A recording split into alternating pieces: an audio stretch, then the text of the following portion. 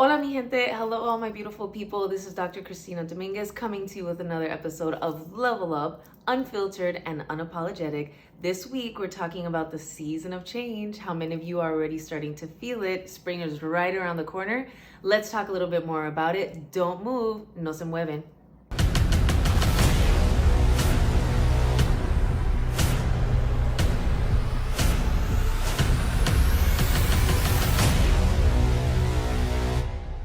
Alrighty guys, let's get right into it. Spring is right around the corner. How many of you are already starting to feel it? The itchy, watery eyes, the sneezing, the coughing. I'm sure you're already starting to feel the impact of season blooming.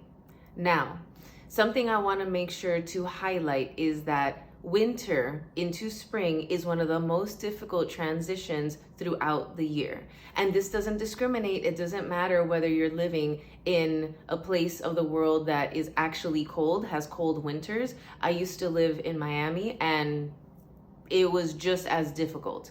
So understanding that in nature, mammals and other creatures tend to hibernate in the winter, just like all the trees start to lose their leaves and whatnot. And then to have to emerge from that state of being so dormant into full bloom takes a lot of freaking energy. I want you to remember that we are mammals and it takes us just as much energy as the other creatures in nature to wake the freak up.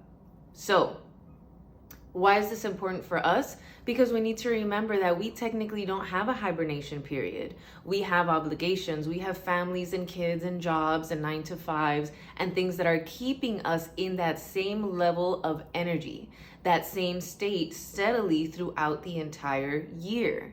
And the reason why it's more difficult now is because, once again, it's taking so much energy for us to transition from the winter to the spring. That's why our immune systems start to be affected and you start to get itchy and watery, and you might even feel some type of bubbly in your stomach as well.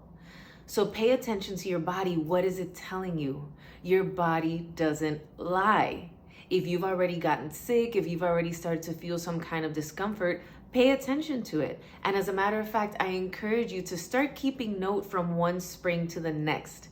When I started to pay attention to my symptoms every spring, I started to realize a pattern that just about 3 weeks right before daylight savings time, I felt the same type of symptoms. So what are your symptoms? Are you feeling similarly? Not only do I want to speak to spring because it's right around the corner, but it's also very metaphorical to transition in life, awakening, rebirth, restart, recharge. I want you guys to keep in mind that adjustment is inevitable. We are human beings, and even if we were completely void of any type of trauma, of any type of stressors, we are bound to experience adjustment. And that's because throughout our lifetime, we have different stages of development. So when we go from infancy to toddlers to children to preteens to adolescents to early adulthood, we are going to experience transition and adjustment and discomfort in between each and every one of those. This is why we find coming of age movies and songs and, the ones that make us feel really nostalgic. We identify with those because we remember those pangs of adolescence. We remember what it was like to be in those places of change. And the challenges that came along with it. Now, what's important about it is that change can lead to so much growth and so much beauty. And because it comes with discomfort, sometimes we don't want to have to face it. We don't want to have to deal with it. But to trade up change for stagnation really is a choice. If sometimes you can't take it and you have to be like, you know what, I'm going to stay where I am right now. I'm complacent because that's where I want to be. That's cool. No judgment. Keep in mind that change is a big responsibility. A lot comes along with it. So ask yourself today, am I ready for this change? Am I ready to dedicate myself to what it takes to level up, to go to that next step? Along with it comes to discomfort. So you guys already know I don't like to sugarcoat shit for you.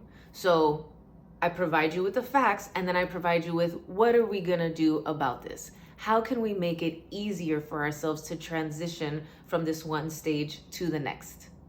Number one, we need to identify our source of discomfort. I want to start to make this a habit that whenever we start to feel any type of emotion, discomfort, whatever the case might be, I want you guys to start recognizing, well, I need to use that GPS that Dr. Christina talks about to be able to identify where I'm at. So my favorite thing to do is, all right, I'm feeling uncomfortable. How do I know? My breathing starts to change. It starts to become a little bit more shallow. I start to feel a little lightheaded. I feel the tingling. Boom. Those are my first flags as to need to come back and ground myself into my GPS. Now what do? I start to ask my questions. What am I feeling? I'm feeling a little bit of tightness. That's where I feel my discomfort. I feel it in my chest. Where do you feel your discomfort in your body? What does it feel like? Mine usually feels like a sea urchin, really spiky, really tight in my chest, kind of crunchy almost. And if I can put it even further into tangible, like into a visual, it is black. It is dark, it's spiky, it's uncomfortable. And having that tangible representation of the discomfort in my mind is only gonna make it that much easier for me to address it because now I know where it is. So again, identify, what am I feeling? Where am I feeling it? When do I usually feel it? How many of you guys wake up first thing in the morning and start to feel that discomfort? Or how many of you guys right before bedtime, when your head hits the pillow, you've been waiting for this all day to be able to get some rest, and then the gremlins start to pop up? Those little jerks. So pay attention to when it happens. This could be a really crucial factor in identifying your discomfort. So the whens, the whats, the wheres, the whys, this is going to help you transition into step 2, action. So action this week compared to last week, creating your own luck. This week, action is going to look a little bit more self-driven in that it's going to be an internal process. Because it's an internal discomfort, we want to find ways of coping and dispelling discomfort so that it doesn't stay inside. So when in doubt, when you're in a moment where you're really jittery and you don't know what to do with this energy, when in doubt, journal it out.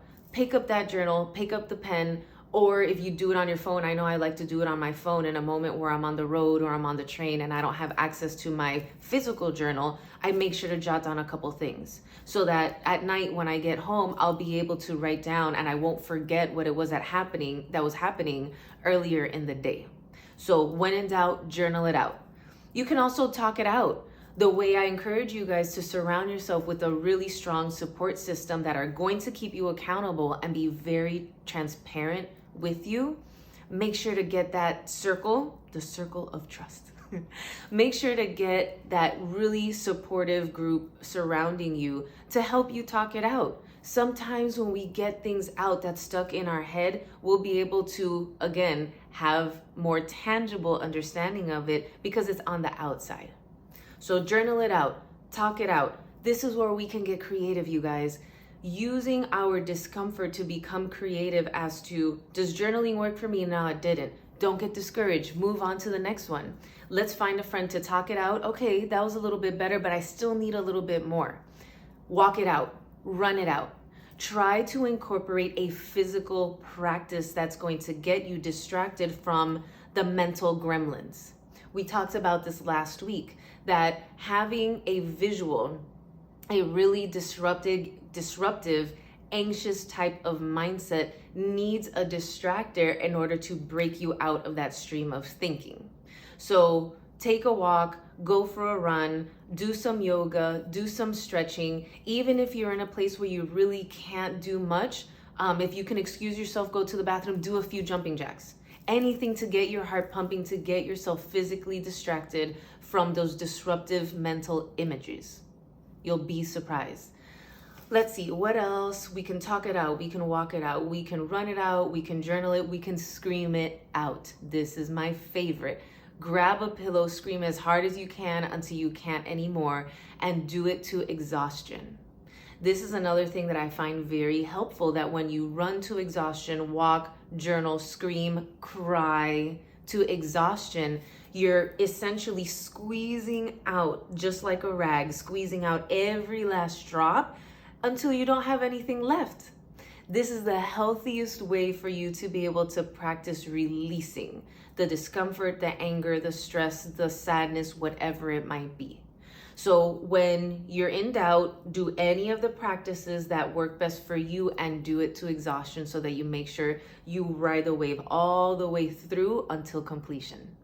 As with any season of change, guys, doesn't have to be spring. It could be any type of lifetime developmental change. It's gonna come with discomfort. It's only bound to happen. So if together we can work to sharpen these tools that you already have, they just need a little bit of polishing. And then when the next situation comes around the corner, you already feel confident, like, you know what, I already know how to handle this. Let me know how it goes. Write it all out. You're more than welcome to DM me, shoot me an email with any type of questions, concerns, curiosity, brainstorm with me, whatever it takes to get you to recognize you have that internal source of power and you already have the tools. All we gotta do is bring awareness to them and polish them a little bit. You'll be surprised how much stronger and how much more confident you feel to be able to tackle whatever it is that comes next. Hey guys, do me a favor, like, subscribe, hit those bell notifications. You can follow me on all social media platforms. Stay up to date with the latest level up lessons so that you can get to that next stage of the best version of you. I'll see you next week.